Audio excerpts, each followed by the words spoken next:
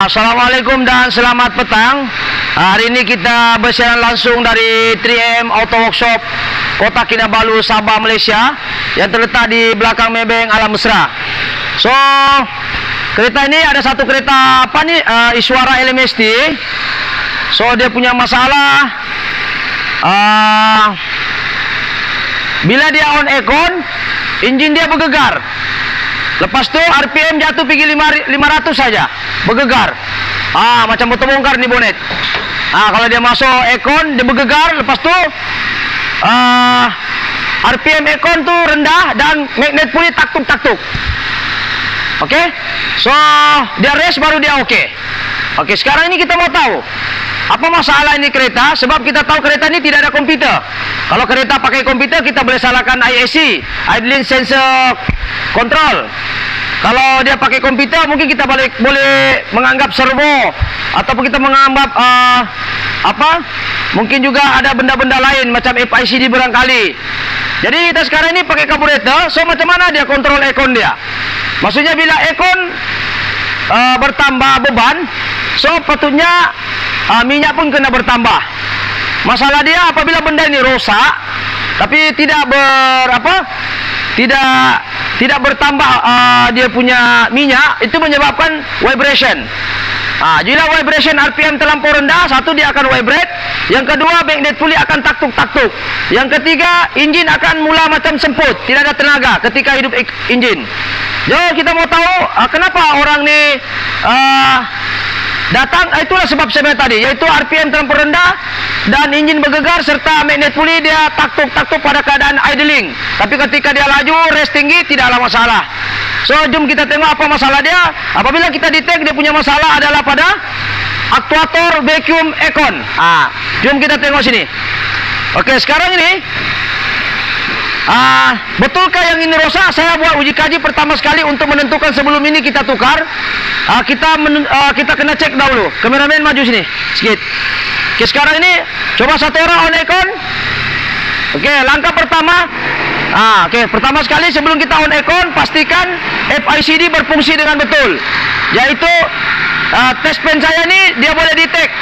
Kalau dia warna hijau, mananya cas negatif. Kalau dia warna merah, sekejap Pak, pause dulu. Okey, so kita mau tengok apa masalah dia, sama ada masalah aktuator, masalah FICD, masalah hose vacuum, ataupun dia masalah wiring.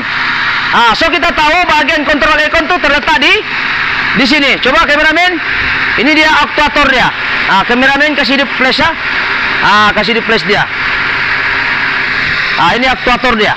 Jadi aktuator ni ketika aircon on, dia akan menendang ini rest. Nampak ni? Ini nampak ni rest, dia akan tendang ni. So ini kita boleh adjust. Tunggu dia jalan lah. Kita tengok sini.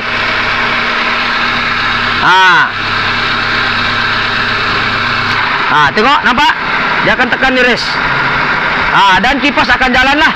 So sekarang ini macam mana saya tahu benda ini rosak?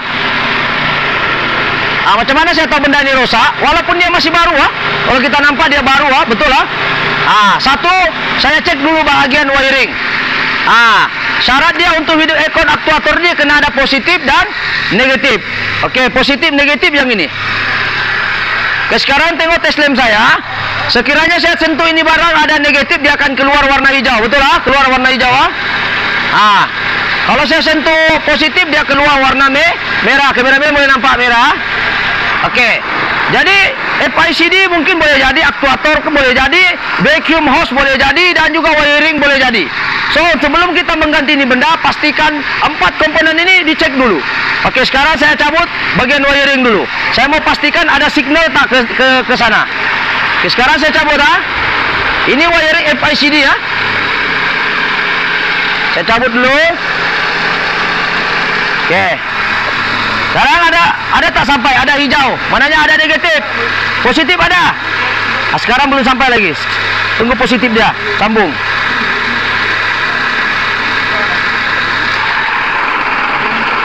Positif ada. Okey. Sekarang kau tengok saya tarik ini, mananya ada positif, ada negatif. Baru andai kata negatif dua-dua tidak boleh. Dia mesti positif macam ini sekarang. Oke, sekarang saya sambung. Oke. Kalau wiring sudah ada, FICD rosak ataupun tidak, ada dua kaedah untuk cek. Satu menggunakan tes meter ini pun boleh. Satu lagi menggunakan hose vacuum itu sendiri. Kalau kita mau tahu dia oke atau tidak. Oke, sekarang ini kita tunggu dia hidup. Sekarang aircon telah cut off. Oke, sekarang ini kita tengok. Yang kedua setelah wiring kita mau tahu FICD oke atau tidak. Kalau dia oke, dia akan benarkan buka tutup. Oke, sekarang saya buka ni hose. Oke, saya buka ni hose. Kita tengok dia ada sambung ke tidak. Ada kan? Nih, ada isap. Tengok, ada isap ke tidak? Apa? Ini daripada sorry sekejap ini. Saya cabut nih, kita tengok sini. Nampak tangan saya? Nampak tangan saya digigit nih? Nampak tangan saya digigit. Nampak dia melekat. Dia melekat. Bila dia melekat begitu mananya oke lah.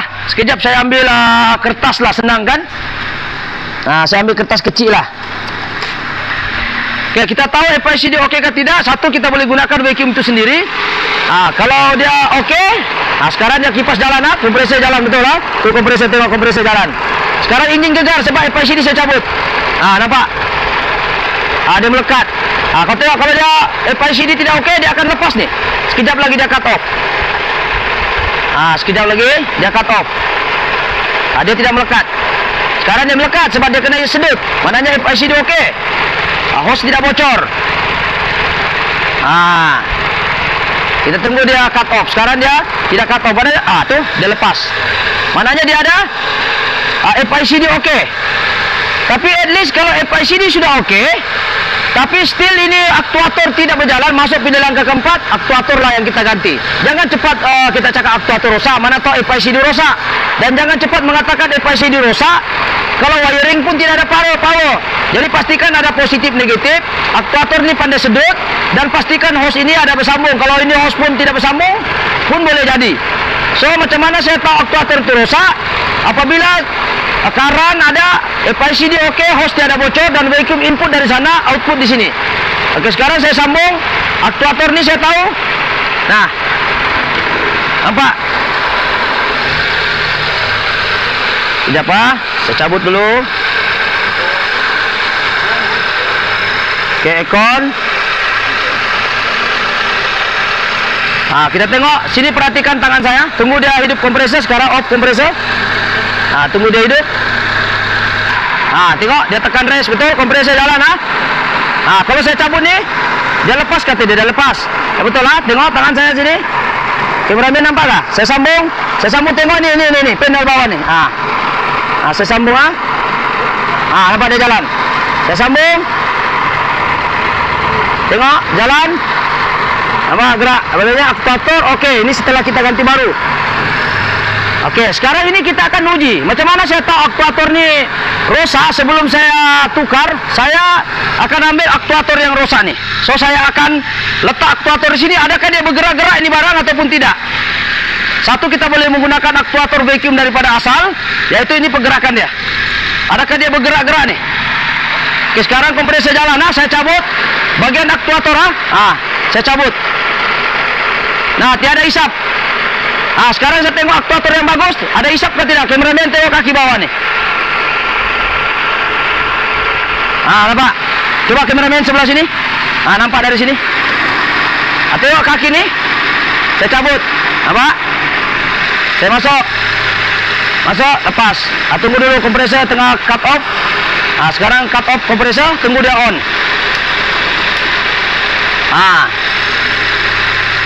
Sekarang tunggu dia on. Tengok kompresor bawah mati, betul. Tunggu dia on kompresor. Ini aktuator mesti gerak. Oke, sekarang dia gerak, kompresor jalan. Tengok, saya cabut. Tengok kaki, jalan. Masuk. Jalan. Jalan. Oke, setelah itu kita ganti. Kita jangan lupa adjust dia punya idling di sini. RPM ni kita boleh adjust berapa tinggi kita mau. Jangan juga terlalu tinggi, nanti kuat makan minyak. Oke. Sekarang dia sudah normal. Jadi fungsi aktuator ini untuk menekan ni rest supaya tidak bergegar macam ni. Supaya dia tekan ni rest. Bila kita tekan ni rest, jadi enjin tidak vibrate dan tidaklah taktuk-taktuk. Ini fungsi dia ni hanya tekan rest. Ini aktuator ni. Jadi apabila RPM Anda drop, apabila on aircon, coba kena pasti ya. Sekarang ni aktuator tengah berfungsi.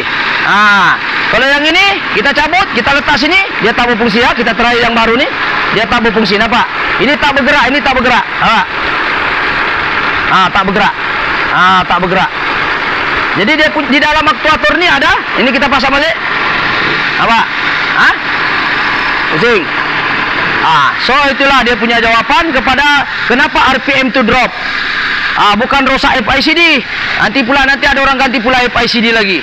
Nanti ada orang kata lagi wiring lagi masalah. Ada lagi nanti kata ini hose vacuum mau ganti semua. Janganlah, ganti yang mana yang rosak saja. Okey, cara terakhir kalau kita tidak mau menggunakan aktuator di sini, kita boleh cucuk vacuum hose ni. Masuk gini. Kita masuk, berarti kita sedut. Kalau kita sedut hisap dia tidak gerak ni, mana yang rosak lah. Kita isap. Boleh juga. Kalau kita isap dia tidak gerak-gerak ni, mananya rosak lah ni. Jadi kita ganti. Walaupun dia baru bukan jaminan dia okey. Tapi sekurang-kurangnya kita tahu step by step daripada wiring, FICD, hose vacuum input, hose vacuum output, dan barulah aktuator. Seterusnya barulah kita boleh set dia punya berapa tinggi RPM apabila on aircon, berapa tinggi. Kita adjust di skru sini. Coba kameramen dekat sini. Kita adjust di skru sini. Skru ni. Kita adjust. Berapa tinggi kita mau RPM di sana setelah on aircon, kita boleh adjust di sini. Jangan terlampau tinggi, jangan terlampau rendah. Ini kita adjust. Setelah kita adjust, insyaAllah RPM akan okey. Coba masuk kameramen, tengok ketika on aircon. Ketika on aircon, tengok berapakah bacaan RPM dia, bergegar ke tidak enjin. Sekarang on aircon. RPM okey. Okey kan? Okey. So sekarang masalah kepada RPM drop ni dan magnet puli taktuk-taktuk, bukan magnet puli yang rosak, bukan kompresor yang rosak. Tapi masalah lebih kepada aktuator vacuum ni. Aktuator vacuum aircon tu yang rosak. Dan benda ini kena cek juga, jangan terus ganti. Cek dulu bagian wiring, cek dulu bagian FICD, cek dulu bagian hose. Kalau hose leaking pun dia tidak boleh sedut. Hose vacuum 2 tadi, satu input masuk, satu output keluar.